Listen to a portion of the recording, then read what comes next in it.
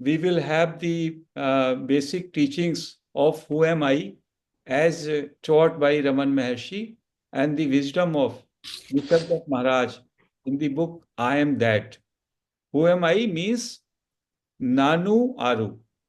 Who am I? So all the spiritual masters, all the realized sages, be in the Western world like Socrates, Aristotle, Heraclitus, or maybe Christ, or maybe Buddha or Mahavira, all the masters in the world, they have agreed that there is only one fundamental question in life, that is to know thyself. You must know who you are. Instead of spending our entire life on the material things to know what is outside in the world, we must first try to know who am I?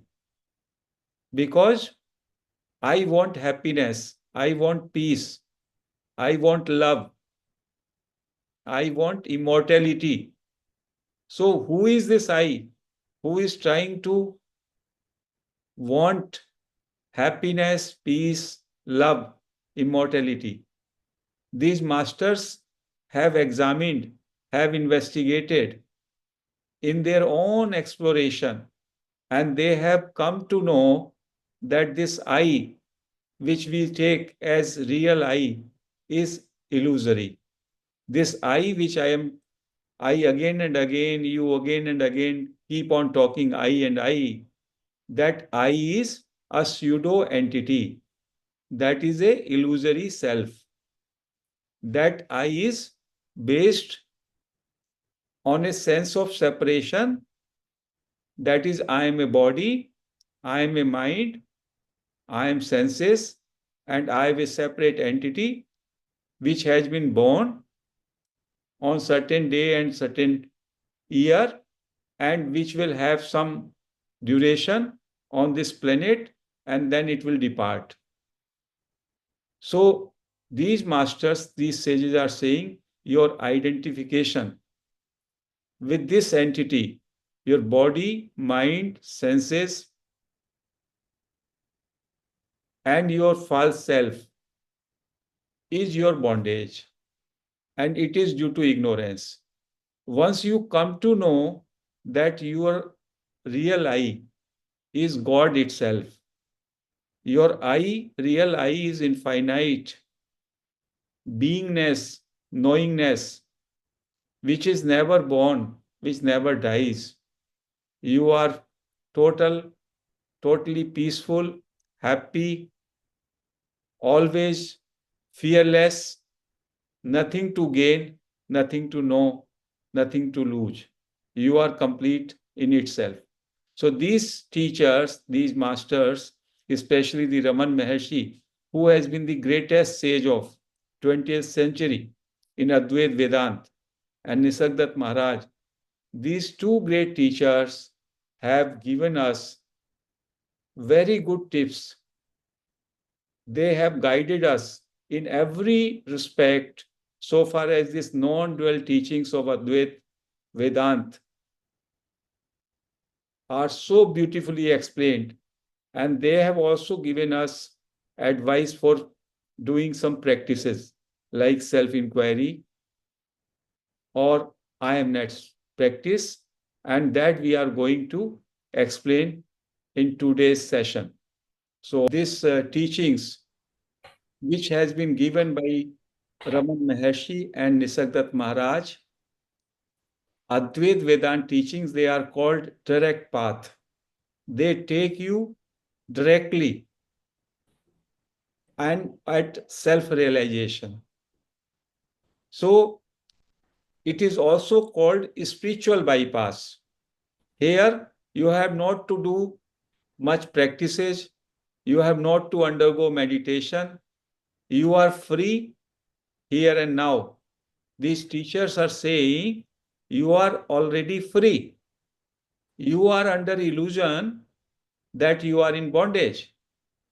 And these teachings are based on Ashtavakra Gita, where Rishi Ashtavakra is explaining this wisdom to Raja Janak. And Ashtavakra says, you are pure consciousness here and now. You are considering yourself this body, that is your bondage. And as soon as the Janak gets that wisdom, he feels himself totally free. The same wisdom has been explained in Yog Vasisht by Rishi Vasisht to Sri Ram. And the same wisdom has been explained in Tripura Rahasya by Dattatreya to Parshuramji. So this wisdom is very, very ancient. The very wisdom was explained by Shankaracharya again. And now in the recent time, it has been so well expounded, so nicely explained out of compassion by Raman Maharshi and Nisargadatta Maharaj to us. What these sages are saying? These sages are saying, you investigate who is this I. Throughout the day, you are saying, I am talking, I am walking, I am thinking. What is this I? This I is not your real I. There are two senses of I in you. They are the mixed senses. One I is a sense of permanence. Like when I am saying, when I remember my childhood, I feel I am the same person. I am the same entity which was in childhood when I was 3, 4 years old, or when I was 10 years old, or 20 years, or now. I have a sense of continuation. That sense of I remains the same. But my body has constantly changed. If you see picture of your childhood, you cannot recognize. Your mind thoughts are changing. Your perceptions are changing. Your intellectual wisdom is changing. So these sages are saying it is out of ignorance that you consider your body, mind, senses, and the illusory sense of separation as the I. Once this is understood, then you are free because the real I is common to all. Real I is Paramatman. So you are that Parbrahma. You are that pure consciousness. This is the sum and substance of teachings of both these sages. Friends, there is the one real I which does not change, which is common to all. That is the permanent I. That is the common thread. And this I, which we are talking about, that is a sense of separate entity where you are identifying yourself with your body, mind, senses,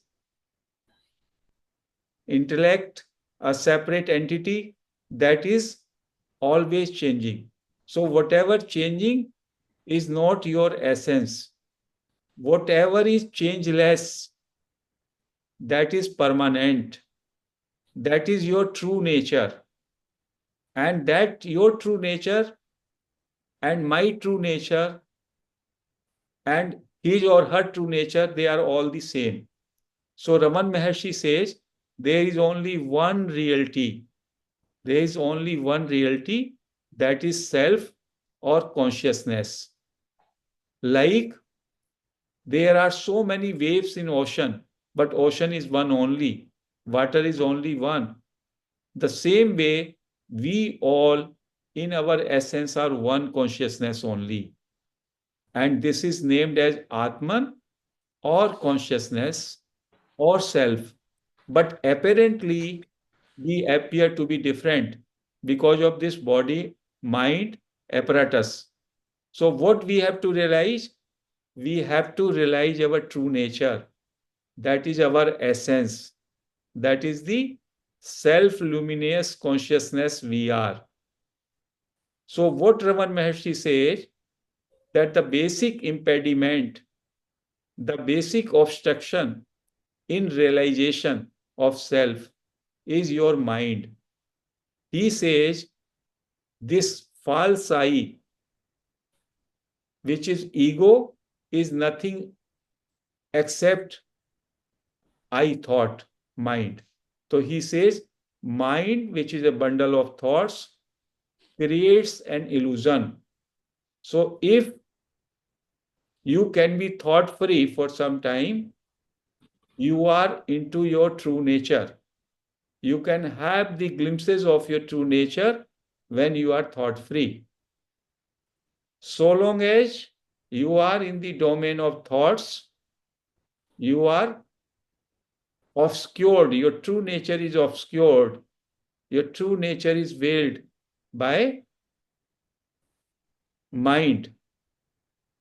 So these masters, these sages have advised you have to be fully aware, free from thoughts for some moments, so that the light of awareness, the light of your true self can reveal.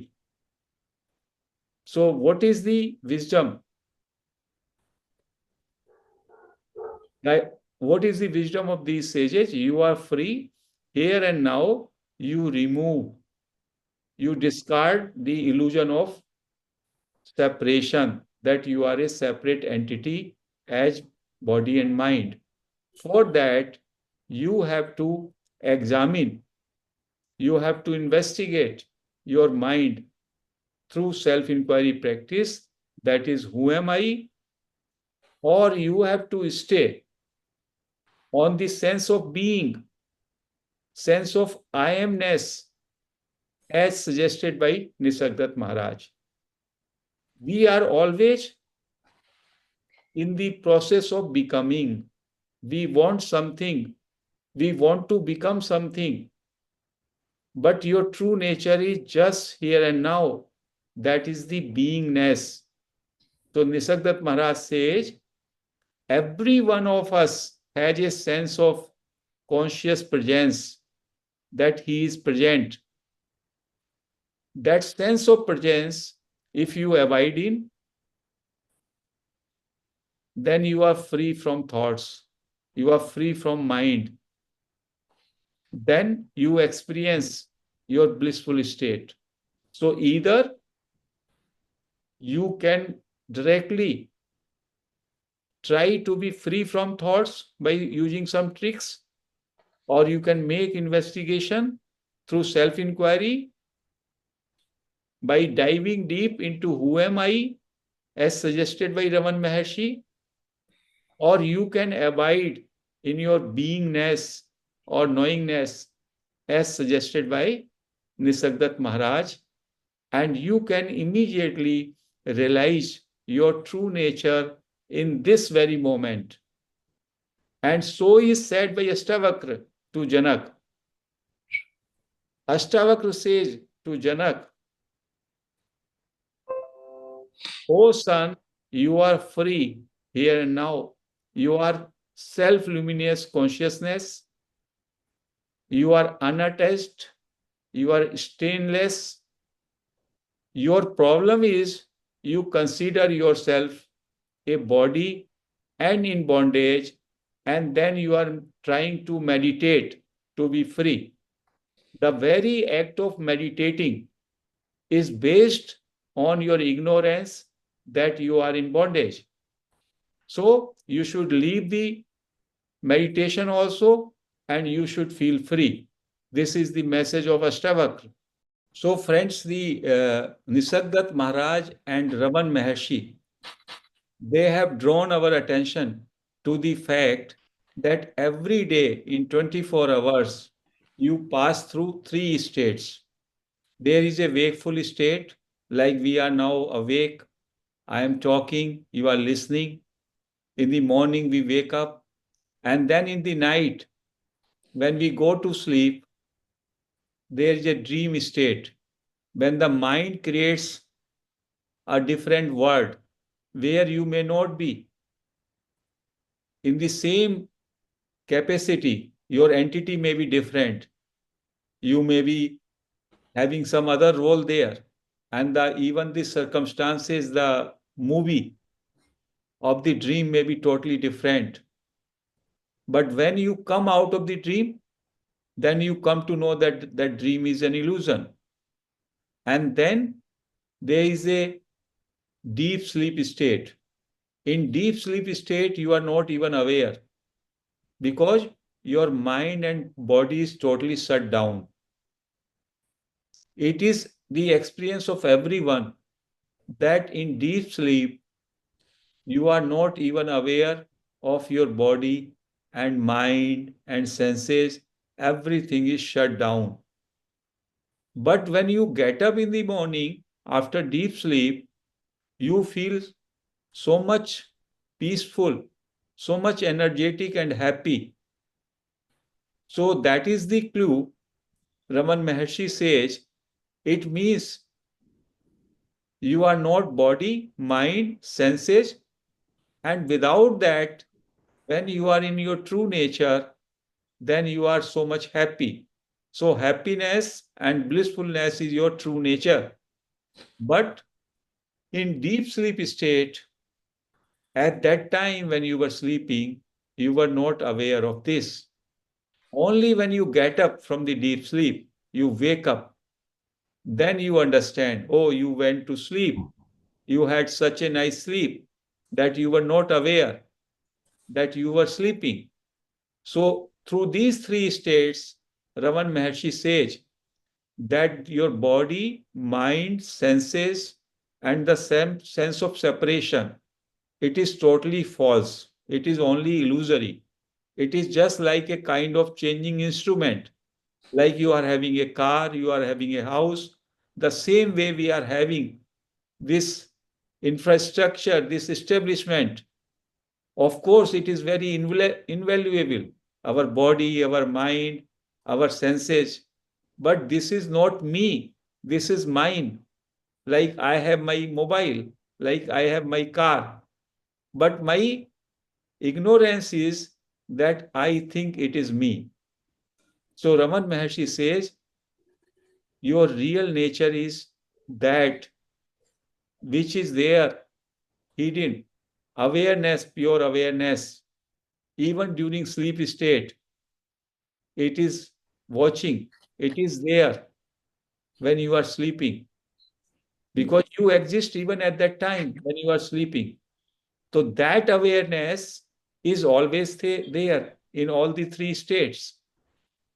When you are sleeping, when you are in dream, or when you are awake. And that is called the fourth state, Turiya state. And we have to realize that awareness, which is totally free from thoughts. And when we realize this through awakening, by staying thought free for some time, then we understand that this relative reality, this appearance of world and thoughts, it is only transient, it is only illusory.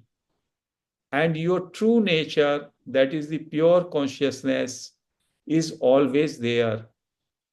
It is complete, it is undivided, it is never born, it will never die.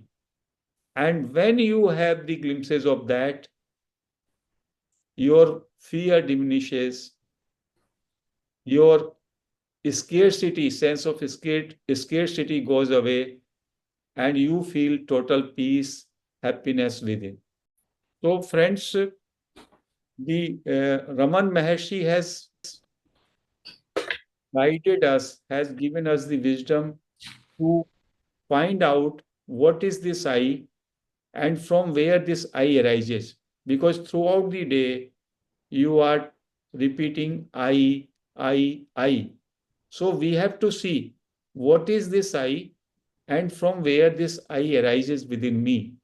Once we go within, we find this I is arising from a place, very tiny place, that is called spiritual heart, that is near to our navel region. And it arises from there and it merges there. So once we bring our attention there, Raman Maharshi says it will dissolve into its source, and that is the pure awareness. Nisargadatta Maharaj says you have your sense of presence always with you. Whether you are speaking or you are not speaking, whether you are thinking or you are not thinking, before thinking you are there, before speaking you are there. Even when you are a child of 2 or 3 years, you knew you were there. Of course, you were not knowing the things around you. So that pure sense of I am is the real master key. If you can abide into that sense of I amness, within no time, you can realize your true nature. And then there are certain tricks which we are going to share during meditation of about 15-20 minutes here, when you can find that your thoughts can stop. Because when your thoughts stop, your mind stops. When your mind stops, you are in that state of pure awareness. You are in conscious presence, in sense of I amness. And then many times, all of a sudden, there is a spark of awakening. The current of awakening may come in this very moment, because these sages are saying nowhere to go, nothing to practice. You have to be only free from thought, because thoughts means going to the past or thinking, imagining something for future. So you have to totally free yourself from the mind. Once you are free from the mind, you are the self. You are into your true nature. Before concluding these teachings, I would also like to sum up my own journey of self exploration. I have been associated with Patri Sir for the last 25 years. In the year 99, I invited Brahma Rishi Patri Sir to Uttarakhand. I was Commissioner Income Tax there, and I traveled to so many towns in North India along with him, taught meditation, spread vegetarianism. Continuously, I was practicing Anapan-sati Dhyan. I was also exploring other ways and means how to realize yourself quickly. I was also discussing with Patri Sir, because after spending quite good time in Anapan-sati Dhyan, I felt whatever was to be achieved by Anapan-sati Dhyan, I have already achieved. And Patri Sir also agreed. And then he also guided me to study other path, Gyan Marg, Advait Vedant, Mahavir Deshna. And then I explored these other methods, other teachings. And Patri ji also told that after Dhyan, you have to climb up to Gyan and then Vigyan.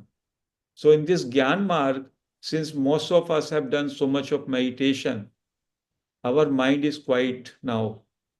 Mind is fairly quiet.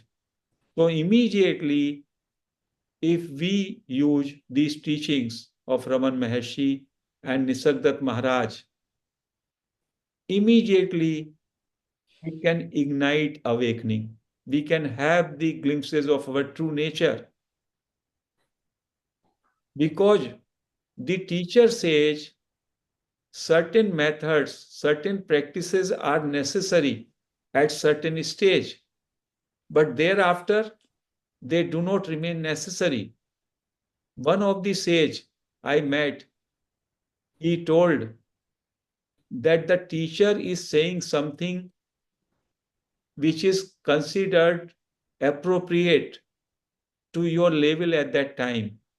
If a man was not doing any spirituality, a person was not knowing anything, so he has to sit, close his eyes, he must do dhyan so that he can be initiated into inward journey. But then a time comes when he has done lot of dhyan, then dhyan is not to be practiced. Dhyan becomes imbibed in your being. You are in dhyan, you are in meditative state for all 24 hours. So, my dear friends, whoever has been doing lot of dhyan for the last 5, 10 years, they are now in meditative state. One good example which was given by these masters is like this. You have to cook rice. The teacher says, the disciple asks, how do I cook rice? He says, master says, you put rice and water in the vessel and you ignite fire below the vessel. The disciple ignites it and then the rice is cooked. And after 10-15 minutes, the same teacher says, now you switch off the fire below. Now the disciple may ask, earlier you told that you ignite the fire, and now you are saying you stop the fire. So the teacher will say, at that time, it was necessary to cook the rice, but now the rice is ripened. Now you have to stop the fire. So same way with the meditation also. If you have done the meditation and now you are ripened, now you have to stop the meditation so that you can realize your true nature. And you have to switch over, you have to climb up another step up to the Gyan, to the non-dual wisdom of Raman Maharshi and Nisargadatta Maharaj. And many of our friends here on this platform have been doing Anapanasati meditation for so long. So this is the high time they should give a good try to this Advait wisdom also. And I'm very sure in a very short time they can have that current of awakening within them.